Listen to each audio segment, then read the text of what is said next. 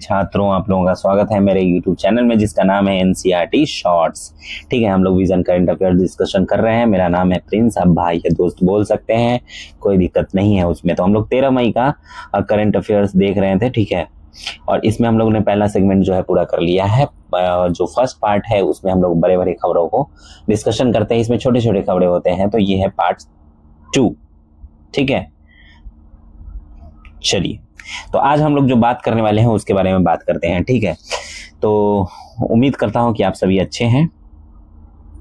तो आज की जो खबरें हैं वो बहुत ही धमाकेदार हैं, ठीक है।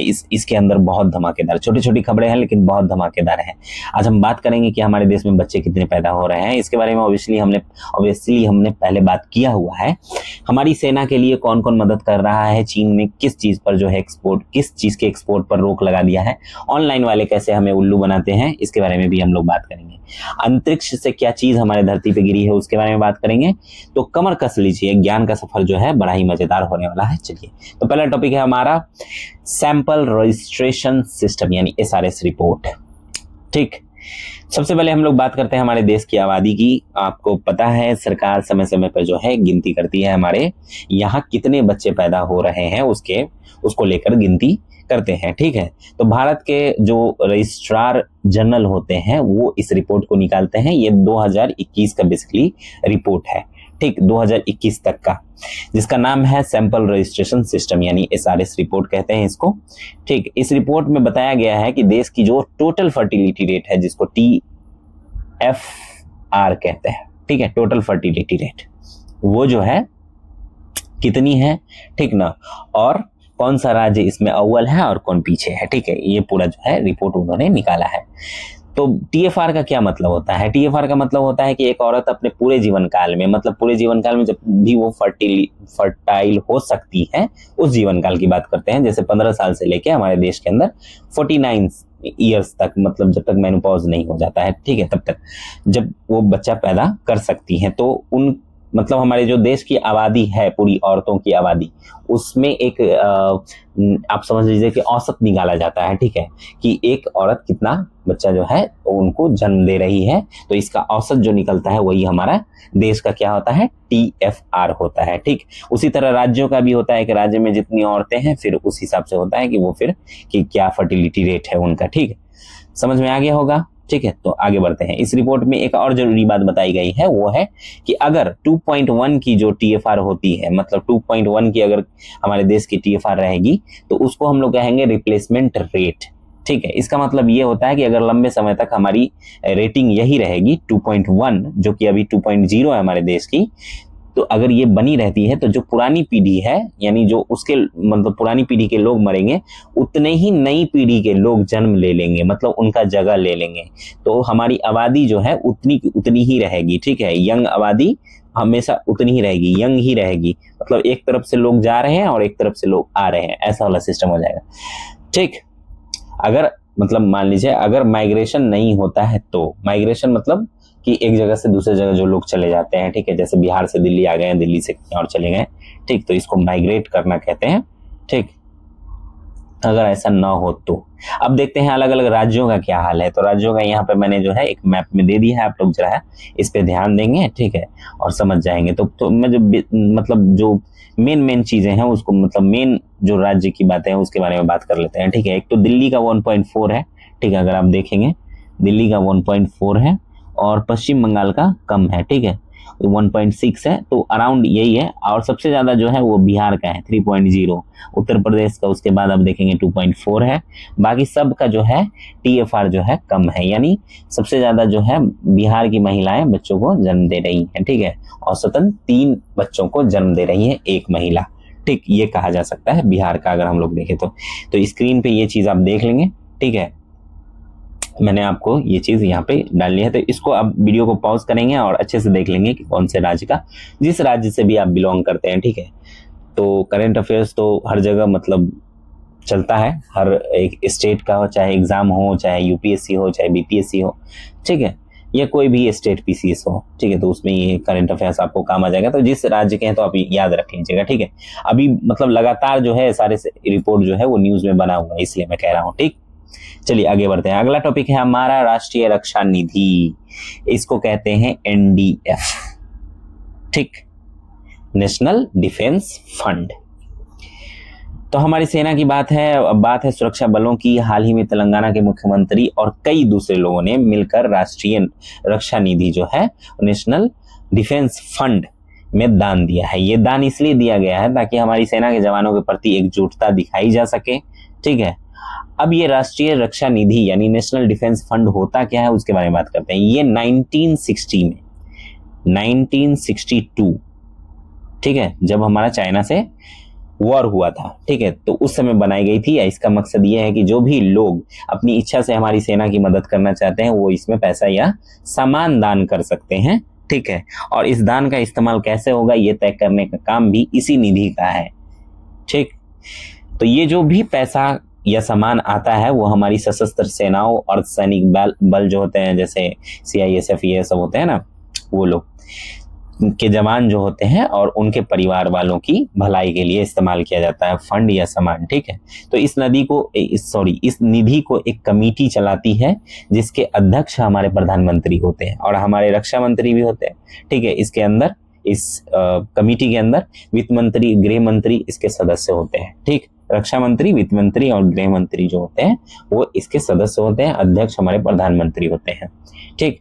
और जो हमारे केंद्रीय वित्त मंत्री हैं वो इस फंड के कोषाध्यक्ष होते हैं, मतलब पैसे का हिसाब किताब जो है हमारे केंद्रीय वित्त मंत्री के अंडर ही रहता है। सबसे अच्छी बात यह है कि अगर आप राष्ट्रीय रक्षा निधि में दान करते हैं तो आपको इनकम टैक्स में भी छूट मिलती है। इनकम टैक्स एक्ट के सेक्शन 80G, ठीक है, 80G के तहत इसमें दिया गया सारा दान टैक्स फ्री होता है, ठीक है।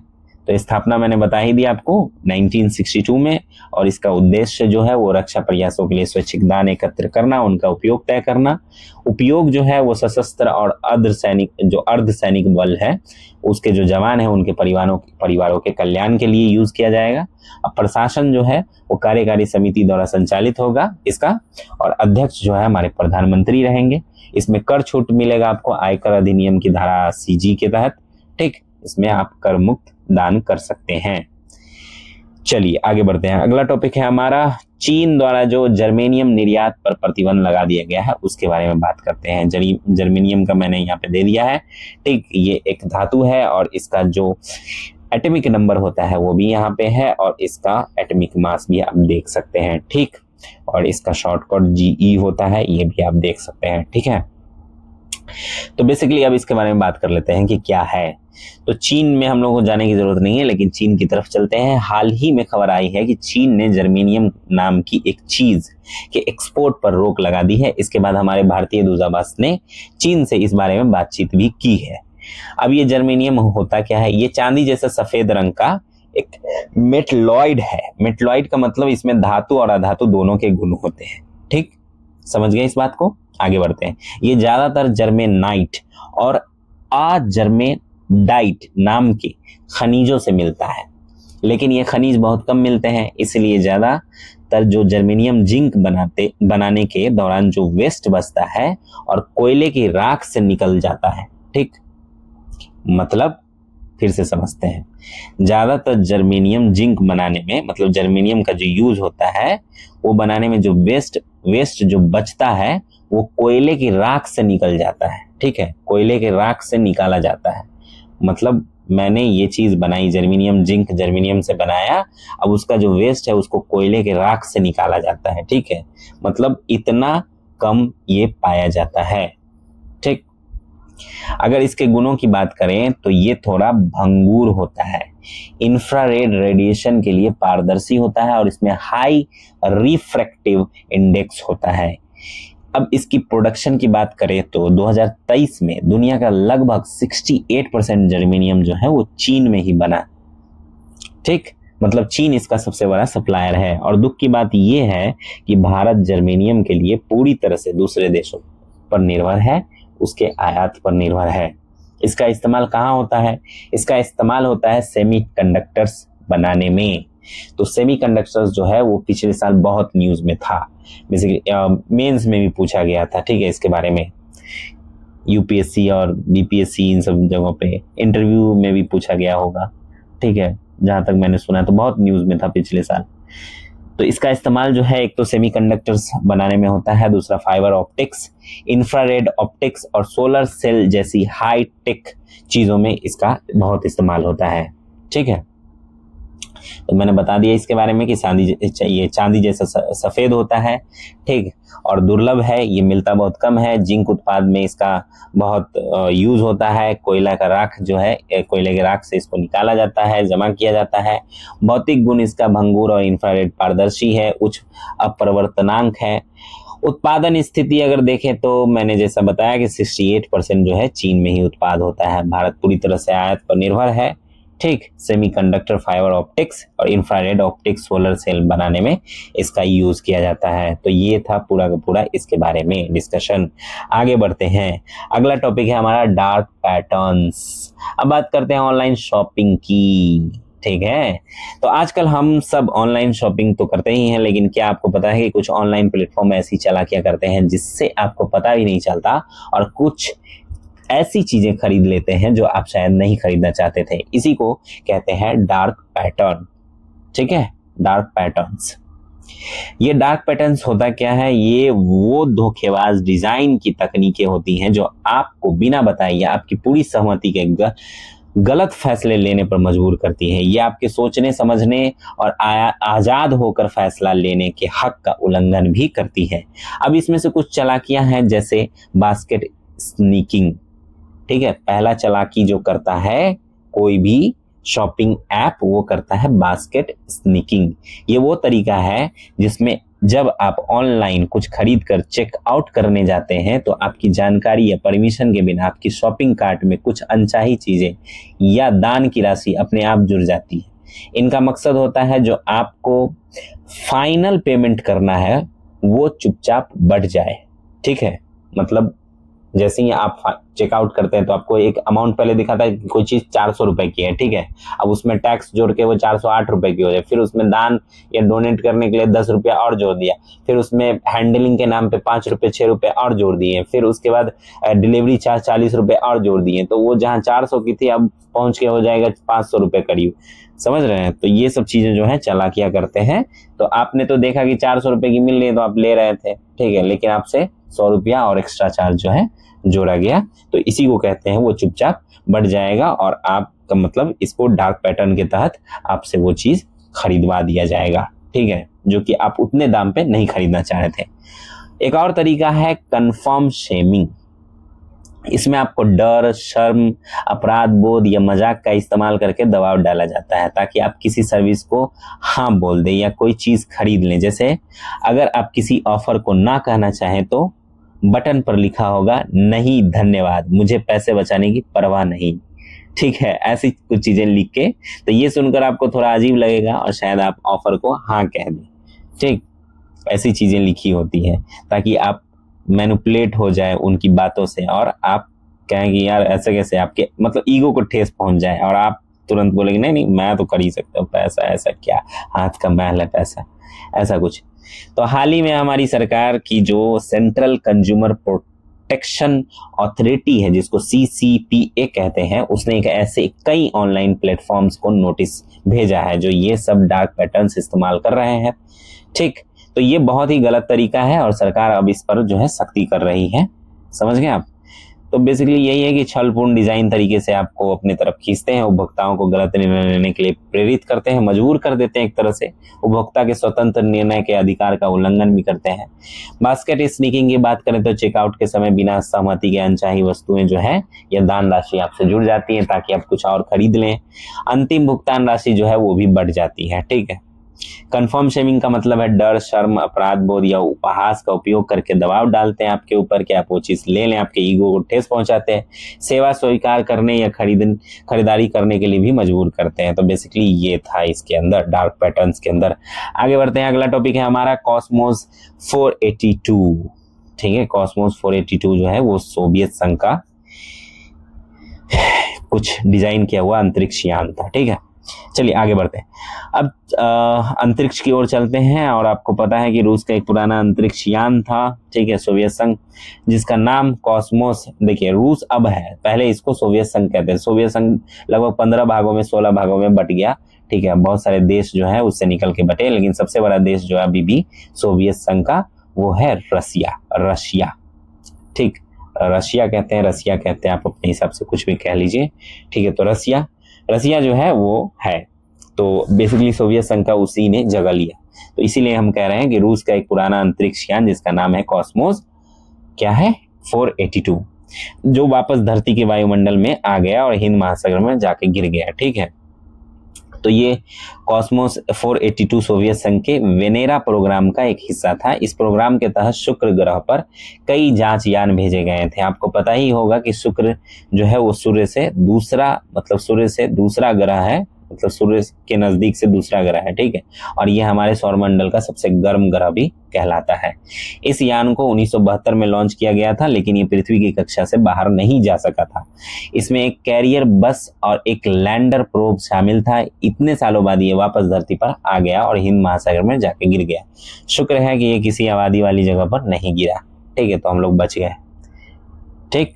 तो याद रहेगा आपको, सोवियत संघ के वेनेरा कार्यक्रम का हिस्सा था, शुक्र ग्रह पर भेजे गए प्रोब का एक हिस्सा था, 1972 में लॉन्च किया गया था, पृथ्वी की कक्षा से बाहर नहीं जा सका, कैरियर बस और लैंडर प्रोब शामिल थे इसमें, पृथ्वी के वायुमंडल में दोबारा प्रवेश करता है और आके हिंद महासागर में गिर जाता है। तो याद रहेगा कॉस्मोस 482, ठीक है। चलिए आगे बढ़ते हैं, अगला टॉपिक है हमारा भारतीय सशस्त्र बलों द्वारा हथियार निष्क्रिय करना। अब बात करते हैं हमारी बहादुर भारतीय सशस्त्र बलों की। उन्होंने हाल ही में पाकिस्तान के कुछ हाईटेक विदेशी हथियारों को रोका और उन्हें निष्क्रिय कर दिया। इसमें PL-15 मिसाइलें जो हैं और बाइकर YIHA-3 कॉमी केस ड्रोन शामिल थे। स्क्रीन पर आप देख रहे हैं PL-15 मिसाइल, ठीक, और बाइकर भी मैं आपको दिखाता, लेकिन PL-15 आप देख लीजिए मिसाइल, ठीक है। तो और ड्रोन की तस्वीर भी मैं आपको जरूर दिखाता, तो एक बार जरूर आप ये सब जो है YIHA-3 ड्रोन की तस्वीर आप जरूर एक बार सर्च करके देखिएगा गूगल के ऊपर, ठीक। तो ये जो PL-15 मिसाइल है ये चीन में बनी हवा से हवा में मार करने वाली मिसाइल है। इसमें active radar guidance, satellite navigation और इनर्शियल नेविगेशन सिस्टम जैसी आधुनिक तकनीकें इस्तेमाल होती हैं। और जो बाइकर YIHA-3 ड्रोन है ये तुर्की में बने कॉमी केज स्टाइल के ड्रोन है। कॉमी केज का मतलब होता है एक बार इस्तेमाल होने वाला। ये ड्रोन बहुत ज्यादा विस्फोटक ले जाने में सक्षम है, ठीक, बहुत सारा मतलब विस्फोटक सामान ले जाने में सक्षम है। हमारी सेना ने इन खतरनाक हथियारों को समय रहते पकड़ कर निष्क्रिय कर दिया, जो कि बहुत बड़ी सफलता है, ठीक है। तो PL-15 के बारे में, चीनी मूल की हवा से हवा में मार करने वाली मिसाइल है, active radar guidance, satellite navigation, initial navigation system से लैस है। बाइकर YIHA-3 जो है वो तुर्की निर्मित कॉमी केज यानी एक बार उपयोग करने वाला लोइटरिंग ड्रोन है। उच्च विस्फोटक को ले जाने में ये सक्षम है, ठीक है। तो बेसिकली ये है। अगली टॉपिक की ओर बात करते हैं। अगला टॉपिक है हमारा LICOMK+++, ठीक है। तो ये क्या है, अब बात करते हैं विज्ञान और तकनीक की। चीन के वैज्ञानिकों ने एक बहुत ही हाई रेजोल्यूशन वाली महासागरीय सिमुलेशन प्रणाली बनाई है जिसका नाम है LICOMK++। ये सिस्टम जो है वो समुद्र की प्रक्रियाओं और जलवायु पैटर्न को समझने में मदद करेगा, ठीक। इस सिस्टम को समुद्र का माइक्रोस्कोप कहा जा रहा है क्योंकि इसकी रेजोल्यूशन क्षमता जो है बहुत ही ज्यादा है। इससे वैज्ञानिक समुद्र में बनने वाले भंवरों और गर्मी के ट्रांसफर जैसी जटिल प्रक्रियाओं को बहुत ही बारीकी से समझ पाएंगे। सबसे बड़ी बात यह है कि ये सिस्टम जो है टाइफून, समुद्री हीट वेव और बाढ़ जैसी जो खतरनाक मौसम की घटनाएं होती हैं उनका पहले से और भी सटीक अनुमान लगा सकता है। ये हमारे लिए बहुत ही फायदेमंद साबित हो सकता है, ठीक, हमारे लिए मतलब पूरी दुनिया के लिए, ठीक।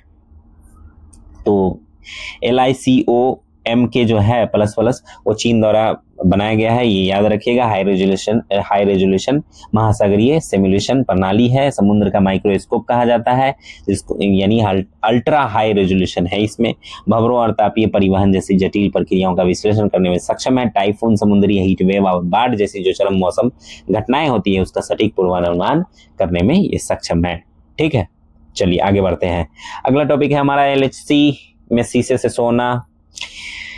तो एक बहुत ही मजेदार खबर है, वैज्ञानिकों ने स्विट्जरलैंड में सर्न के लार्ज हैड्रॉन कोलाइडर, ठीक है, LHC का फुल फॉर्म है लार्ज हैड्रॉन कोलाइडर, में शीशे से सोने में बदलने की खबर दी है। हालांकि ये सिर्फ कुछ पल के लिए ही हो पाया है। इस दौरान जो है वैज्ञानिकों ने सर्न के LHC में लगभग 86 बिलियन सोने के नाभिक बनाए। ये तब हुआ जब शीशे के परमाणुओं को प्रकाश की गति के लगभग 99.99% पर आपस में टकराया गया। सोचिए कितनी तेज गति होगी। ठीक है, प्रकाश की गति कितनी होती है? 3 लाख पर सेकेंड होती है, याद रखिएगा, 3 लाख किलोमीटर पर सेकेंड। तो उसकी गति का मतलब 99.99% तो आपस में टकराया। कितनी तेज गति थी, याद रखिए, मतलब समझिए, सोचिए। अब ये सर्न का जो LHC है वो क्या है, ये इसके बारे में बात करते हैं। ये दुनिया का सबसे बड़ा और सबसे शक्तिशाली पार्टिकल एक्सेलरेटर है। इसकी एक 27 किलोमीटर लंबी रिंग है। ठीक है, देख रहे हैं आप, देख ही रहे होंगे। ठीक, तो 27 सेंटीमीटर जो है किलोमीटर लंबी रिंग है, जिसमें बहुत शक्तिशाली जो है सुपर कंडक्टिंग मैग्नेट लगे हैं। इसमें कणों की ऊर्जा बढ़ाने के लिए कई एक्सेलरेटर उपकरण भी हैं। इस एक्सेलरेटर के अंदर जो 2 बहुत ज्यादा ऊर्जा वाले पार्टिकल बीम्स को प्रकाश की गति के करीब घुमाया जाता है और फिर उन्हें आपस में टकराया जाता है। इसी टक्कर से नए नए पार्टिकल बनते हैं और इसी एक्सपेरिमेंट में शीशे से सोना भी बना। हालांकि ये सोना बहुत ही कम मात्रा में और बहुत कम समय के लिए बना था, इसलिए इसे असली सोना नहीं माना जा सकता है जिसे हम पहन सके या बेच सके। लेकिन ये वैज्ञानिकों के लिए एक बहुत बड़ी उपलब्धि है। ठीक, कि शीशे से सोना बना ले रहे हैं। तो LHC के बारे में जो बुलेट पॉइंट्स है वो भी मैं बता देता हूँ। दुनिया का सबसे बड़ा और सबसे शक्तिशाली पार्टिकल एक्सेलरेटर है ये LHC। 27 किलोमीटर लंबी रिंग, सुपर कंडक्टिंग मैग्नेट है, कणों को प्रकाश की गति के करीब टकराया जा सकता है। शीशे के परमाणुओं को टकराकर सोने के नाभिक बनाए गए हैं अस्थायी रूप से। ठीक, चलिए अगली टॉपिक की ओर बढ़ते हैं। अगला टॉपिक है हमारा मालदीव को वित्तीय सहायता। बहुत बार भाई मालदीव जो है बहुत ज्यादा हर दिन के न्यूज में है, समझ रहे हैं आप। 50 बिलियन और ऐसे कुछ, मतलब इतना का जो है उनको ऋण दिया गया है, वित्तीय सहायता दी गई है भारत की तरफ से। तो मालदीव जो है आप समझिए कि इस साल का सबसे ज्यादा मतलब हॉट टॉपिक मुझे लग रहा है। हॉट टॉपिक मतलब ऐसा देश जो हॉट टॉपिक की लिस्ट में आता है, तो इस पे जरूर आप लोग अच्छे से ध्यान दीजिएगा। ठीक, बात करते हैं। तो हमारा पड़ोसी देश है, देख सकते हैं, ये है इंडिया और ये है जो मालदीव्स का अब जो द्वीप है वो ये है। ठीक, मतलब हिंद महासागर में है।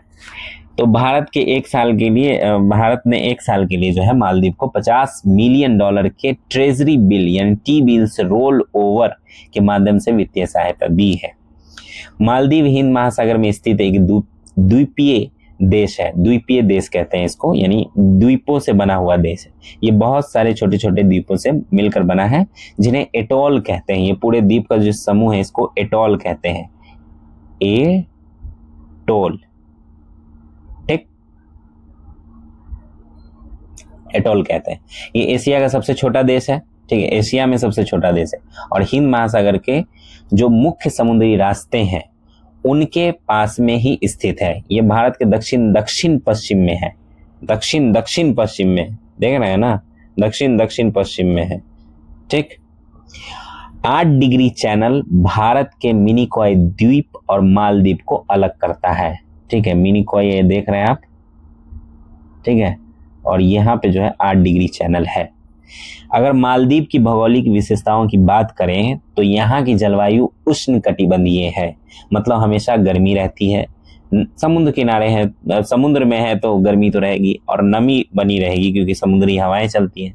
यहाँ 2 तरह के मानसून आते हैं। नवंबर से मार्च तक सूखा रहता है। ठीक है, सूखा मानसून आता है और पूर्वोत्तर मानसून आता है उसके बाद, जो जून से अगस्त तक वर्षा वाला दक्षिण पश्चिम मानसून होता है। ठीक है, तो जो नवंबर से मार्च तक का सूखा मानसून है उसको पूर्वोत्तर मानसून कहते हैं और जून से अगस्त का जो वर्षा वाला मानसून है उसको दक्षिण पश्चिम मानसून कहते हैं, जो मालदीव में आता है। मालदीव में दुनिया की 7वीं सबसे बड़ी प्रवाल भित्ति प्रणाली, इसके बारे में हमने बताया था पहले, जो पूरी दुनिया की प्रवाल भित्ति का लगभग 3.14% है। 3.14%, ठीक, प्रवाल भित्ति इसको कहते हैं, का हिस्सा है। और एक खास बात यह है कि मालदीव में कोई नदी या धारा नहीं है। भारत ने जो ये वित्तीय सहायता दी है वो दोनों देशों के बीच अच्छे संबंधों को दर्शाती है। समझ गए? तो रिकेप कर लेते हैं, ठीक। हिंद महासागर में स्थित है, द्वीपीय राष्ट्र, एटोल समूह से मिलकर बना हुआ है, इसको मालदीव कहते हैं। एशिया का सबसे छोटा देश है, हिंद महासागर के प्रमुख समुद्री मार्गों के पास है, भारत के दक्षिण दक्षिण पश्चिम में स्थित है। 8 डिग्री चैनल जो भारत का मिनी कॉय है उससे मालदीव को अलग करता है, ठीक, 8 डिग्री चैनल, ठीक है। तो भौगोलिक विशेषताएं के बारे में बात कर लेते हैं। जलवायु उष्णकटिबंधीय, गर्म और आर्द्र है। मानसून शुष्क होता है जो पूर्वोत्तर, नवंबर से मार्च। वर्षा वाला जो है वो दक्षिण पश्चिम, जून से अगस्त। प्रवाल भित्ति दुनिया की 7वीं सबसे बड़ी प्रवाल भित्ति यहाँ पे है। कोई नदी या धारा नहीं बहती यहाँ, ठीक। और अंत में जो है वो मैं आपको थोड़ा सा सारांश बता देता हूँ। तो आज हमने जो बातें की है उसके बारे में, ठीक है। तो बहुत सारी अलग अलग जरूरी बातें की हमने, प्रजनन दर से लेकर अंतरिक्ष के कचरे तक और ऑनलाइन धोखेधारी से लेकर पड़ोसी देश की मदद तक, हमने हर विषय को आसान भाषा में समझने की कोशिश की है। उम्मीद है कि आपको ये वीडियो जो है पसंद आया होगा और सारी जानकारी अच्छे से समझ में आ गई होगी। अगर फिर भी नहीं आया है, कोई सवाल है, कोई बात है, तो आप जरूर कमेंट सेक्शन में पूछिए। अगर आपको ये वीडियो इन्फॉर्मेटिव लगा है तो लाइक, शेयर और सब्सक्राइब जरूर कीजिएगा, ठीक है, और अपने दोस्तों से शेयर कीजिएगा, ठीक। ऐसे ही ज्ञानवर्धक वीडियो को देखने के लिए, सुनने के लिए हमारे चैनल को सब्सक्राइब करते हुए बेल आइकन दबा लीजिएगा ताकि आपको नोटिफिकेशन मिलता रहे, ठीक है। धन्यवाद, मिलते हैं अगले किसी वीडियो।